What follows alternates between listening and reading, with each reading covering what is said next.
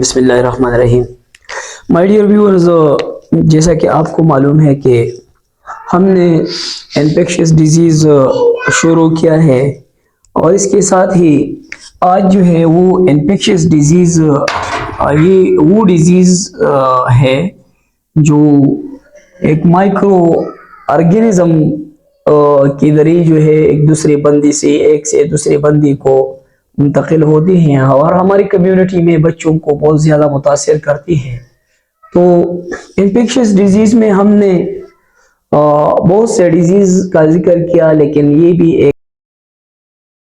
ایک شارٹلی ایک چھوٹا سا ڈیزیز ہے، لیکن یہ بھی کبھی کبھی ایپیڈیمک اور اینڈیمک صورت اختیار کرتی ہیں، اور اس کا نام ہے بہت ڈینجرس اور ڈسکمفرٹ والی ڈیزیز ہے، جس کا نام ہے اسکیبیز.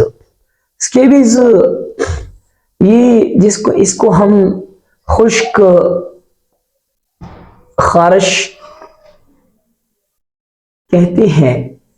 یہ ایک ایسی ڈیزیز ہے which is caused by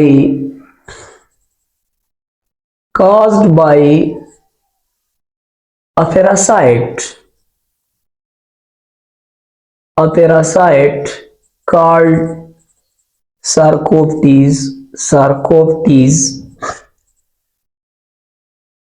mites.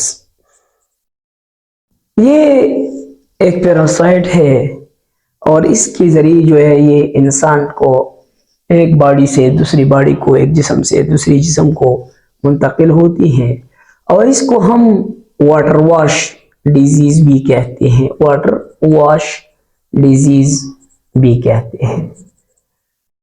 اس کی موڈ آف ٹرانسمیشن جو ہے موڈ آف ٹرانسمیشن یعنی یہ ایک بندے سے دوسرے بندے کو کس طرح منتقل ہوتی ہیں. تو یہ دو طرح، ایک ڈائریکٹ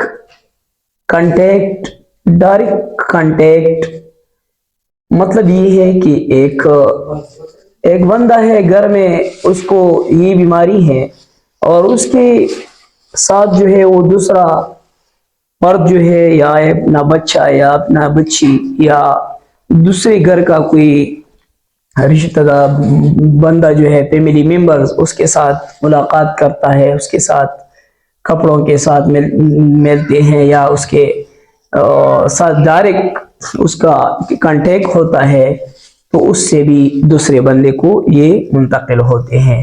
دوسرے جو ہے انڈائریکٹ کانٹیکٹ سے بھی منتقل ہوتے ہیں. انڈائریکٹ کانٹیکٹ کا مطلب یہ ہے کہ یہ بندہ جو انفیکٹڈ ہے، اسکیبیز ہے، اس کا ٹاول یا اس کا سوپ صابن جس کو ہم کہتے ہیں، یا اس کا دوسرا پومائڈس مینز اس کا جو استعمال کی چیزیں ہیں، یہ ہم یا ایک دوسرا بندہ استعمال کرتے ہیں، تو اس کے ذریعے بھی یہ منتقل ہوتے ہیں. تو یاد رکھنا ہمیشہ کے لیے دوسری بندے کا ٹاولز یا سوپ یہ چیزیں جو ہے استعمال نہیں کرنا چاہیے. جو بھی ہوں وہ استعمال نہیں کرنا چاہیے.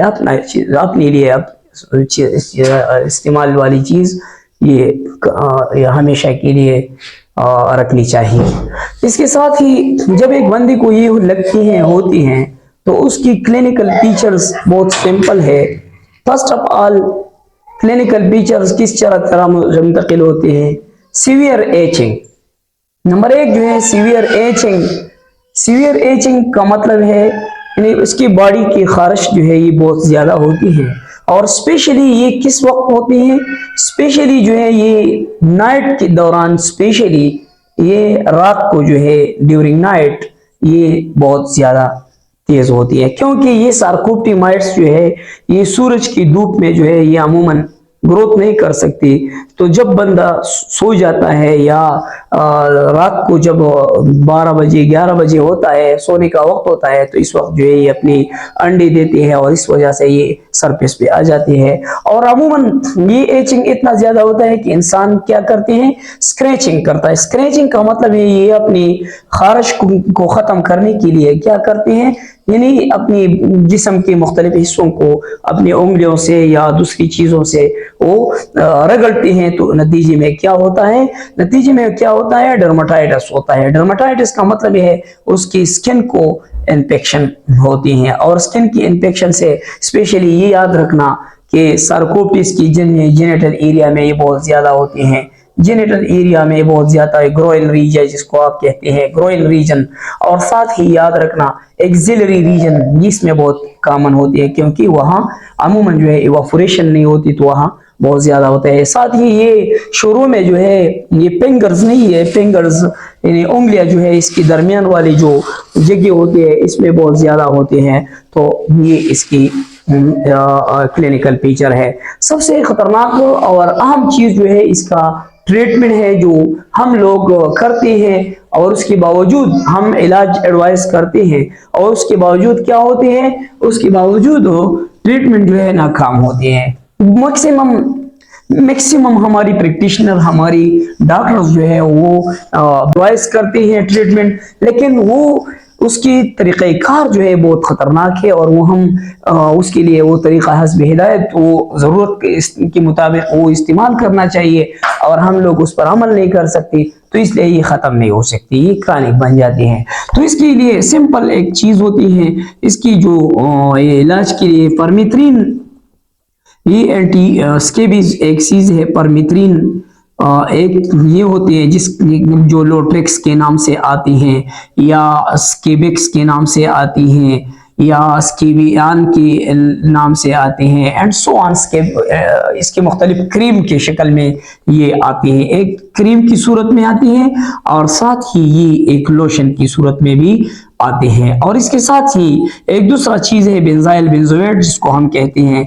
बेंजाइल बेंजोएट जो है अभी ये खत्म होती है, ये फास्फोरस सल्फर वाले चीज होती है, पुराने जमाने में इस्तेमाल होती है, इससे बहुत बुदार होती थी, तो लो ये बहुत बेहतरीन इलाज थी। लेकिन इसके साथ जब एक बंदे ने ये लगाया तो फिर उसके साथ दूसरा बंदा रहना उसके पास ये बहुत मुश्किल होता, तो इसलिए अभी वो चीजें खत्म हुई हैं। लेकिन ये अहम बेहतरीन तरीक़ाकार है, लेकिन तरीक़ाकार ये है, ये याद रखना कि ये जब रात को आप लगाते हैं, रात को जब आप ये लगाते हैं, तो याद रखना ये मोस्ट इम्पॉर्टेंट है।